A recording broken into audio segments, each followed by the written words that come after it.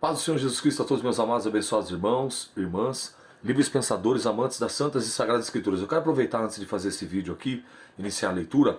Hoje eu fui vítima de um golpe no sentido que clonaram o meu WhatsApp. Algumas pessoas até me avisaram, né, mandaram aí pra mim avisando que realmente enviaram aí pedindo dinheiro, pedindo Pix. Infelizmente algumas pessoas acabaram, né, efetuando o depósito. Eu lamento muito, todos nós somos sujeitos. Quero aqui fazer meu pedido de perdão, porque nós também erramos e falhamos, né? E uma falha minha acabou ocasionando que acabei facilitando para que fosse clonado ali o meu WhatsApp e ele teve acesso a todos os meus contatos e por fim acabou se passando ali pela minha pessoa e pedindo valores e importância para as pessoas. Então eu quero pedir para vocês aí que, por favor, não façam nenhum tipo de depósito. Não sou eu, tá? Eu estou lutando para ver se eu vou conseguir restabelecer o meu WhatsApp. Eu vou ter que trocar de número, mas seja como for, se você também puder divulgar, você que me conhece aí nos seus status, rede social, eu consegui colocar no Facebook, eu consegui. As pessoas também ali, os pastores, os irmãos das igrejas ali também estão ajudando a divulgar, que não sou eu. Então queria deixar isso aqui claro, pontuar que a gente não tem esse tipo de prática. Os irmãos conhecem, sabem da nossa idoneidade, porém, né, nós também estamos sujeitos a isso, tá bom? Queria aqui fazer meu pedido de perdão mais uma vez, que acabou trazendo esse constrangimento e acaba querendo denegrir, né, o nome e a imagem da nossa pessoa. Mas o inimigo se levanta para cair por terra em o nome do Senhor Jesus Cristo. Amém, meus irmãos? Tendo dito isso, eu quero fazer a leitura de hoje, né? Ainda dá tempo, ainda estamos dentro do horário do dia. Foi um dia assim, bem conturbado, correndo atrás disso, conta de banco. Imagine, foi um transtorno total. Resetaram meu telefone, enfim, foi assim um dia maravilhoso e abençoado pelo Senhor, porque para a glória de Deus nós estamos finalizando. Acabei de voltar do culto, nós estamos em festividade na igreja. Foi um culto maravilhoso, abençoado, onde a presença de Deus fez notória, nítida no meio do povo, visitou. Eu saí de lá renovado, minha esposa, todos que estiveram ali também. E nós estamos aqui dando continuidade, vivendo o que pregamos e pregando o que vivemos, né? Então, tudo vai bem para a glória de Deus. A leitura de hoje é capítulo de número 5, capítulo de número 6 e o capítulo de número 7 da leitura do livro de Neemias, dando a sequência na nossa leitura do plano anual para toda a Bíblia Sagrada. Tá bom? Deus abençoe. Os pobres murmuram contra os ricos e Neemias repreende os últimos. Foi, porém, grande o clamor do povo, de suas mulheres, contra os judeus, seus irmãos, porque havia quem dizia: com os nossos filhos e nossas filhas nós somos muitos, pelo que tomemos trigo para que comamos e vivamos. Também havia quem dizia: as nossas terras, as nossas vinhas e as nossas casas empenhamos para tomarmos trigo nesta fome. Também havia quem dizia: tomamos dinheiro emprestado até pela tribo do rei sobre as nossas terras e as nossas vinhas. Agora, pois, é a nossa carne, é como a carne de nossos filhos, nossos irmãos? Como se os seus filhos e eles sujeitamos nossos filhos e as nossas filhas para serem servos? E até algumas nossas filhas não são tão sujeitas, que já não estão no poder de nossas mãos, e outros têm as nossas terras e as nossas vinhas. Ouvindo eu, pois, o seu clamor e essas palavras, muito me enfadei. E considerei comigo, mesmo no meu coração, depois pelejei com os nobres e com os magistrados, e disse-lhes: usura, tomais cada um de seu irmão. E ajuntei contra eles um grande ajuntamento, e disse-lhes: nós resgatamos os judeus, nossos irmãos que foram vendidos a gentes segundo as nossas posses, e vós, outra vez, vendereis os vossos irmãos, ou vender-se-iam a nós? Então se calaram, e não acharam o que me responder. Disse mais: não é bom o que fazeis. Porventura, não deveis andar no temor do nosso Deus, por causa do opróbrio dos gentios, os nossos inimigos? Também eu, meus irmãos e os meus moços, e ajuro, lhe temos dado dinheiro e trigo, deixemos este ganho. Restituí-lhes hoje, vos peço, suas terras, suas vinhas, seus olivais, suas casas, como também o centésimo do dinheiro do trigo, do mosto, do azeite, que vós exigis deles. Então disseram: restituiremos, e nada procuraremos deles. faremos assim como dizes. Então chamei os sacerdotes e os fiz jurar que faziam conforme esta palavra. Também o meu regaço sacudi e disse: assim sacuda Deus a todo homem da sua casa e do seu trabalho, que não cumprir essa palavra. E assim seja sacudido e vazio. E toda a congregação disse: Amém. Ou seja, assim seja. Eles concordaram com aquela palavra, selaram com o Amém e louvaram ao Senhor. E o povo fez conforme esta palavra. Também, desde o dia em que fui nomeado seu governador na terra de Judá, desde o ano 20 até o ano 32 do rei Artaxerxes, 12 anos, nem eu, nem meus irmãos comemos o pão do governador. Mas os primeiros governadores, que foram antes de mim, oprimiram o povo, tornaram-lhe pão e vinho. Além disso, 40 ciclos de prata, e ainda também os seus moços dominavam sobre o povo. Porém assim não fiz, por causa do temor de Deus. Antes também, a obra desse muro fiz reparação, e a terra nenhuma compramos, e todos os seus moços se ajuntaram ali para a obra. Também 150 homens de judeus e dos magistrados, e os que vinham a nós, dentre agentes que estão à roda de nós, se punham à minha mesa. E o que se preparava para cada dia era um boi e 6 ovelhas escolhidas. Também aves se me preparavam, e de 10 em 10 dias, de todo o vinho muitíssimo, e nem por isso exigi o pão do governador. Porquanto a servidão desse povo era grande. Lembra-te de mim, para o bem, ó meu Deus, e de tudo quanto fiz a esse povo. No capítulo 5 eu quero fazer um adendo aqui. Lembra que eu pedi para vocês escreverem lá? Desses atitudes mudam destinos. Aquela atitude de Neemias, perceba que agora ele declara, ele não é mais o copeiro. O que ele se tornou agora? Governador. Uma atitude definiu o destino daquele homem. Ele sai de uma posição de conforto, ele sai de uma posição regalada, de uma posição tranquila, e ele vai fazer o quê? Ele vai se tornar governador. Ele se torna governador. Olha que coisa linda. Por quê? Porque atitudes, elas mudam destino. Perceba que nós, antes de tomarmos uma atitude, se você, assim como eu, não é um cristão de berço, nascido e criado nos padrões bíblicos dentro da igreja, mas ao longo da sua caminhada você se converteu, você é um prosélito, um convertido ou uma convertida, você também tomou uma atitude, você tomou uma decisão. E se você se manter firme nessa sua atitude, se você se manter fiel nessa sua decisão, lá no final o seu destino terá sido mudado. Por quê? Porque se você continuasse, se nós continuássemos vivendo ao nosso bel prazer, da maneira como vivíamos, segundo as nossas paixões, segundo os nossos desejos, guiado pela inclinação da nossa carne, dos nossos pensamentos, das nossas emoções, certamente o destino que nos esperava seria o quê? O inferno não. O inferno é um lugar de estágio, Hades. O lugar que era o estágio final é o Guiena, o Tartaro, o lago de fogo e enxofre, a saber, a segunda morte.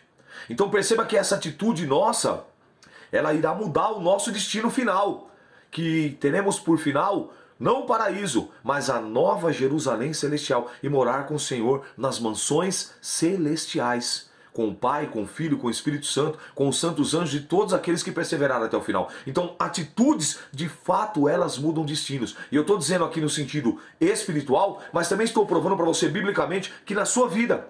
Então, quer ter uma mudança de posição? Tem uma mudança de atitude. Quer viver algo novo? Tem uma atitude nova como homem, como mulher, como servo, como serva, como filho, como filha de Deus. E certamente essa sua atitude, ela irá mudar o seu destino. Pense nisso e toma posse. Ele sai de copeiro para se tornar um tisarta, que significa governador. Ele se torna governador. E por quê? Porque ele teve coragem de tomar uma decisão. Ele teve coragem de tomar uma atitude. Capítulo 6. Os inimigos conspiram para surpreender e intimidar Neemias. Você vê que não para. A luta não para, é constante. Sucedeu mais que ouvindo Sambalate, Tobias, Gesem o Arábio e o resto dos nossos inimigos, que eu tinha edificado o muro e que nele já não havia brecha alguma, ainda até que esse tempo não tinha posto as portas nos portais. Sambalate e Gesem enviaram a dizer: vem e congreguemo-nos, ajuntemo-nos nas aldeias do vale de Ono. Porém, intentavam fazer o mal. Era uma trama de morte, diga-se de passagem. Versículo 3 do capítulo 6. E enviei-lhes mensageiros a dizer: estou fazendo uma grande obra, e de modo nenhum poderei descer. Por que cessaria esta obra? Enquanto eu deixasse e for ter convosco, estou fazendo uma grande obra e eu não posso parar. Oh glória! Não para, continua avançando. Versículo 4. E da mesma maneira enviaram a mim 4 vezes, e da mesma maneira lhe respondi. Então Sambalate, da mesma maneira pela 5ª vez, me enviou o seu moço com uma carta aberta na sua mão, na qual estava escrito: entre a gente se ouviu, e Gesem diz que tu e os judeus intentais revoltar-vos pelo que edifiqueis o muro, e que tu se farás reis deles, segundo essas palavras, e que pusestes profetas para pregarem de ti, e que em Jerusalém dizendo: este é o rei de Judá. Ora, o rei o ouvirá, segundo essas palavras vem, pois agora e consultemos juntamente. Porém, eu enviei a dizer: de tudo o que dizes coisa nenhuma sucedeu, mas tu, do teu coração, o inventas. Porque todos eles nos procuravam atemorizar, dizendo: as suas mãos largarão a obra e não se efetuará. Agora, pois, ó Deus, esforça as minhas mãos. E entrando eu na casa de Semaías, filho de Delaías, o filho de Metabel, que estava encerrado, disse ele: vamos juntamente à casa de Deus, ao meio do templo, e fechemos as portas do templo, porque virão matar-te. Assim de noite virão matar-te. Porém eu disse: um homem como eu fugiria? E quem há como eu que entre no templo e viva? De maneira nenhuma entrarei. E conheci que eis que não era Deus quem os enviara, mas essa profecia falou contra mim, porquanto Tobias e Sambalates o subornaram. Para isso, o subornaram para me atemorizar, e para que eu assim fizesse e pecasse, para que tivesse alguma causa a fim de me infamarem e assim me vituperarem. Lembra-te, meu Deus, de Tobias e de Sambalate, conforme essas suas obras, e também da profetisa Noadias, e dos demais profetas que procuram atemorizar-me. Perceba agora que não é só Sambalate, que não é só Tobias, que não é só Gesem o Arábio. O que vai entrar agora aqui? Os sacerdotes e sacerdotisas corrompidos e corruptos por esses homens para tentar intimidar, para tentar paralisar, para tentar neutralizar a obra que Neemias estava prestes a concluir. Mas Neemias, ele sempre buscava Deus. Neemias, ele sempre orava a Deus. Neemias, ele sempre consultava ao Senhor. E a Bíblia diz que o nosso Deus, ele não é Deus de confusão. E nem vai deixar os seus confundidos. Que o nosso Deus é Deus de paz. Ele foi dando direcionamento. Ele foi dando discernimento. Ele foi dando entendimento ao ponto de Neemias não ceder. Até mesmo com uma falsa aparência de religiosidade. E olha o desfecho dessa história. Acabou-se, pois, o muro aos 25 de Elul, em 52 dias. E sucedeu que, ouvindo todos os nossos inimigos, temeram todos os gentios que haviam em roda ou em volta de nós, abateram-se muito nos seus próprios olhos, porque reconheceram que o nosso Deus fizera essa obra. Também, naqueles dias, alguns nobres de Judá escreveram muitas cartas que iam para Tobias, e as cartas de Tobias vinham para eles, porque muitos em Judá lhe ajuramentaram, porque era genro de Secanias, filho de Ara, e o seu filho Joanã tomara a filha de Mesulão, filho de Berequias. Também as suas bondades contavam perante mim, e as minhas palavras lhe levavam a ele. Portanto, Tobias escrevia cartas para me atemorizar. Neemias estabelece guardas e faz uma relação dos que primeiro vieram a Jerusalém. Mas seja como for, nada disso intimidou, paralisou ou neutralizou a obra de Deus através do homem de Deus. Muito pelo contrário. Em 52 dias, miraculosamente, aqueles muros foram reedificados. Os portões foram colocados no seu devido lugar. E agora o que ele vai fazer? Ele vai dar continuidade, ele não para por aí. Capítulo 7. Sucedeu, pois, que depois que o muro for edificado, eu levantei as portas. E foram estabelecidos os porteiros, os cantores, os levitas, e eu nomeei Anani, meu irmão, e Ananias, maioral da fortaleza sobre Jerusalém, porque era homem fiel e temente a Deus mais do que muitos. Lembra de Anani? Foi levar a notícia lá? Anani mudou tudo isso. Lembra? Recebi Anani, meu irmão. Anani que trouxe aquela notícia. Anani que fez com que Neemias tivesse uma atitude. Primeiro de lamentar, chorar, orar, jejuar e agir. Anani agora é colocado no devido lugar como um homem fiel. Um portador ali de boas novas, ou também das notícias como elas realmente eram e estavam. E agora ele é colocado nessa posição. E disse-me, não se abram as portas de Jerusalém, até que o sol aqueça. E enquanto assistirem ali, fechem as portas e vós trancai-as. Ponham-se guardas os moradores de Jerusalém, cada um na sua guarda, cada um diante da sua casa. E era cidade larga de espaço e grande, porém pouco povo havia dentro dela. E ainda casas não estavam edificadas. Então o meu Deus me pôs no coração que ajuntasse os nobres e os magistrados e os povos para registrar as genealogias. E achei o livro da genealogia dos que subiram primeiro. Assim achei escrito nele: estes são os filhos da província que subiram do cativeiro, os transportados que transportara a Nabucodonosor, rei da Babilônia, e voltaram para Jerusalém e para Judá, cada um para a sua cidade, os quais vieram com Zorobabel, Jesua, Neemias, Azarias, Amaías, Naami, Mardoqueu, Bilzan, Milsperete, Bigvai, Neum, Baaná. Este é o número dos homens do povo de Israel. Foram dos filhos de Paros, 2.162. Os filhos de Cefaías, 372. Os filhos de Ara, 652. Os filhos de Pate, Moabe. Dos filhos de Jesua e de Joabe, 2.818. Os filhos de Elão, 1.254. Os filhos de Zatu, 845. Os filhos de Zecai, 760. Os filhos de Binui, 648. Os filhos de Bedai, 628. Os filhos de Azigade, 2.322. Os filhos de Adonicão, 667.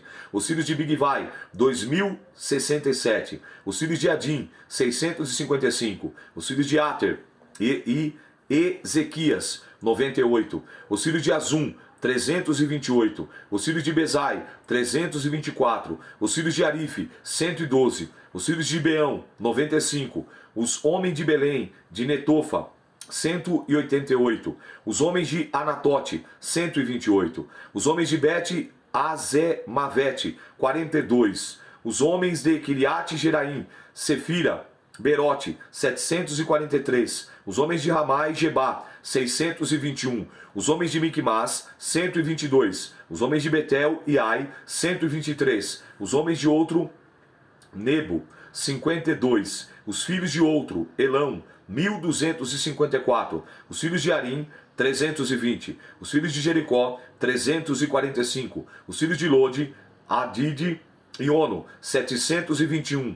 Os filhos de Sena, 3.930. Os sacerdotes, os filhos de Gedaías, da casa de Jesua, 973. Os filhos de Imer, 1.052. Os filhos de Passur, 1.247.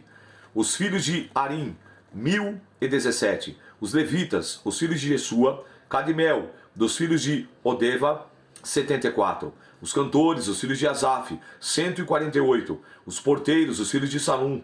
Os filhos de Ater, os filhos de Talmon. Os filhos de Acube, os filhos de Atita. Os filhos de Sobai, 138. Os netifins, os filhos de Zia. Os filhos de Azufa. Os filhos de Tabaote. Os filhos de Queros. Os filhos de Sia. Os filhos de Padom. Os filhos de Lebna. Os filhos de Agaba. E os filhos de Salmai. Os filhos de Anã e os filhos de Gediel, os filhos de Gaar, os filhos de Reafias, os filhos de Rezim, os filhos de Necoa, os filhos de Gazão, o filho de Uzá, os filhos de Pazéia, os filhos de Bezai, os filhos de Menuim, os filhos de Nefusessim, os filhos de Baquebuque, os filhos de Acufa, os filhos de Aur, os filhos de Basilite, os filhos de Medida, os filhos de Arza, os filhos de Barcos, os filhos de Císera, os filhos de Tama, os filhos de Nesias, os filhos de Atifa, os filhos dos servos de Salomão, e os filhos de Sotai, os filhos de Sorefete, os filhos de Perida, os filhos de Jaala, os filhos de Darcon e os filhos de Gediel, os filhos de Cefarias, os filhos de Atil, os filhos de Pozeque Azebaim, os filhos de Amon, todos os nefitins, os filhos dos servos de Salomão, 392. Também esses subiram de Tel-Mela, Tel-Arasa, Querube, Adom e Imer, porém não puderam mostrar a casa de seus pais e a sua linhagem, se eram de Israel. Os filhos de Delaías, os filhos de Tobias, os filhos de Necoba, 642. E dos sacerdotes, filhos de Abaías, os filhos de Cós, os filhos de Barzilai, que tomaram-a por mulher das filhas de Barzilai, o Gileadita se chamou do seu nome. Esses buscaram o seu registro, querendo contar a sua geração, porém não se achou, pelo que como imundos foram excluídos do sacerdócio. E o governador lhes disse que não comessem das coisas sagradas, até que se apresentasse um sacerdote com Urim e com Tumim, que significa luz e perfeição. Toda essa congregação junta foi 42.360. Fora os seus servos, suas servas, foram 7.337. E tinham 245 cantores e cantoras. Os seus cavalos, 736. Os seus mulos, 245. Camelos, 435. Jumentos, 6.720. Uma parte da cabeça dos pais deram para a obra. O governador deu para o tesouro em ouro 1.000 dáricos, 50 bacias e 530 vestes sacerdotais, e algumas mais das cabeças dos pais deram para o tesouro da obra em ouro 20.000 dáricos, e em prata 2.200 aráteis, e deu o resto ao povo, e foi em ouro 20.000 dáricos, em prata 2.000 aráteis, 67 vestes sacerdotais, e habitaram os sacerdotes, e os levitas, e os porteiros, e os cantores, e alguns do povo, e os netifins, e todo Israel nas suas cidades. Perceba ainda que você viu que aquele número novamente ele volta. Não chegou nem a 50.000, mas eles estavam lá para reconstruir, para recomeçar, agora com os portões, agora com os muros e agora também com o templo, para recomeçar e continuar servindo a Deus, mesmo na quantidade bem menor do que foi transportado para o cativeiro, mas sempre haverá os remanescentes. Então a nossa fala hoje é essa: sempre haverá os remanescentes. Não esqueça disso. Independente da luta, da prova, da dificuldade, lembre-se, Deus conta contigo e comigo. Não são muitos, Ele precisa de uma atitude mudou o destino de Neemias. Uma atitude mudou o teu destino. Uma atitude mudou o meu destino. E eu tenho certeza que sempre haverá, sempre houve e sempre existe os remanescentes. Então vamos colocar a nossa fala hoje? Sempre haverá os remanescentes. Eu sou o pastor Rômulo, um bereano de verdade, e essa foi a leitura de hoje. E que o Espírito Santo, o amigo das nossas almas, possa e deva falar infinitamente melhor na tábua do teu coração. A paz do Senhor, Deus te abençoe.